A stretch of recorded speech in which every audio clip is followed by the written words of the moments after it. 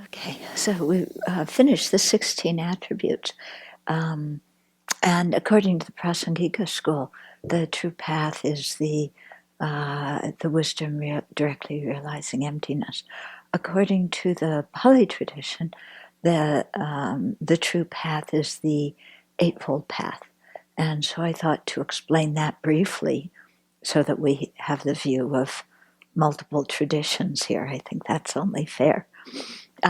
Also, the Eightfold Path is found in the Sanskrit tradition, as are all the 37 harmonies with awakening. So it's good for us to know it. They often, both Vasubandhu and Asanga, in slightly different ways, correlate the Eightfold Path with the different stages on the 5 paths. But the real thing I think that is interesting for us is how do you practice it now? You know, like the correlation we'll get there, okay? But like, how do we practice it right now? How can it help our lives right now?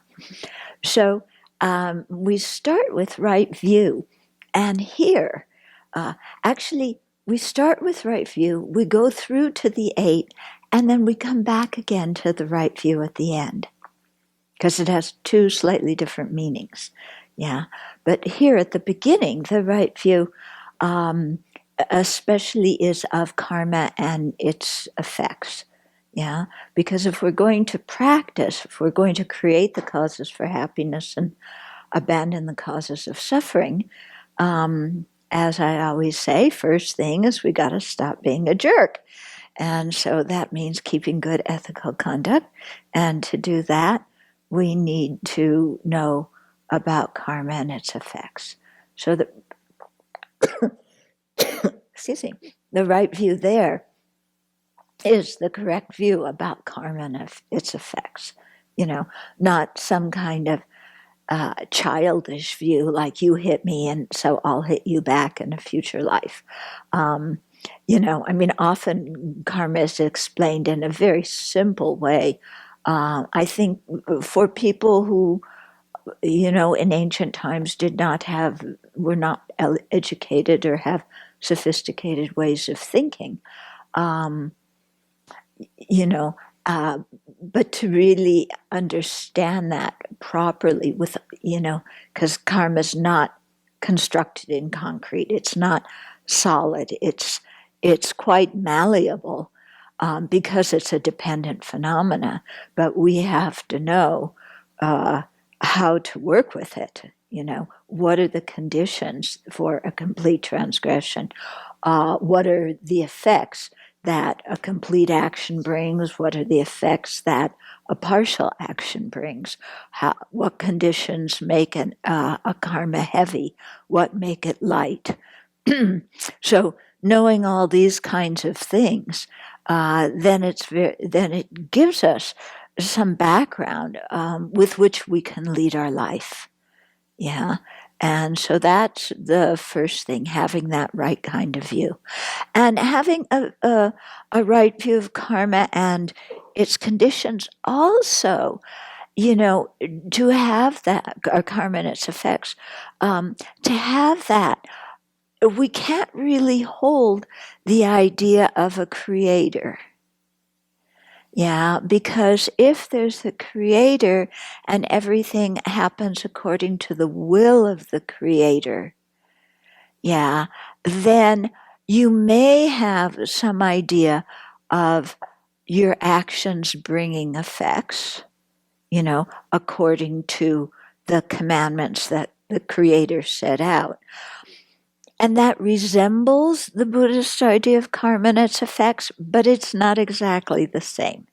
Yeah, because in Buddhism, the Buddha did not make up the rules, did not set down commandments, does not punish or reward people.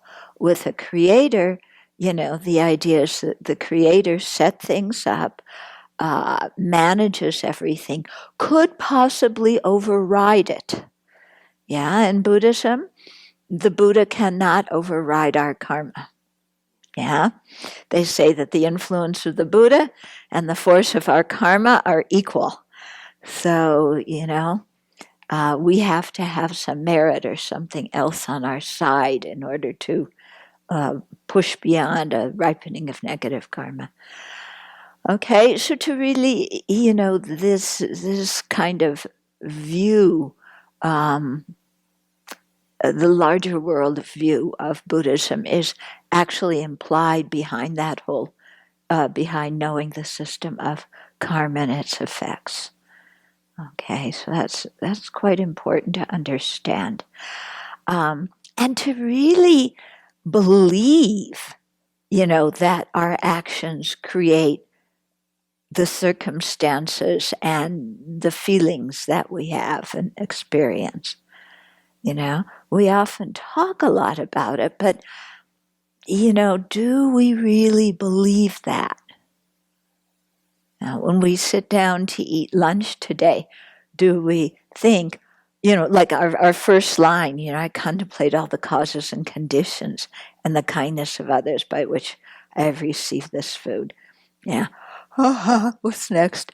Do we really stop and contemplate that and see, why do we have food?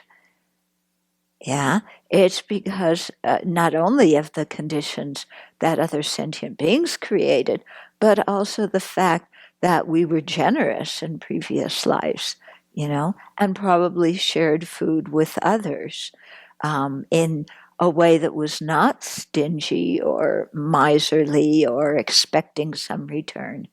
And so, if we look throughout our lives, we've basically, we're so fortunate we have actually a surplus of food. Actually, 20 million people are facing starvation now in the world. Yeah, in Somalia, Yemen, South Sudan, and Nigeria. 20 million people. Yeah. So how is it that we have this surplus of food?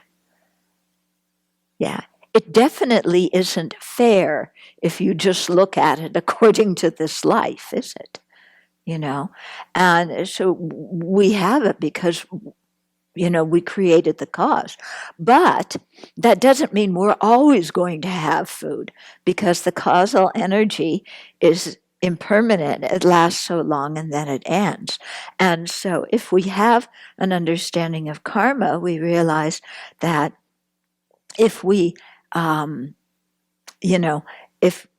if we have this good result now, we need to continue creating the cause to have this kind of result in the future. And so with that, we want to be generous. And that reminds me of something that I wanted to do. I'll do it right here.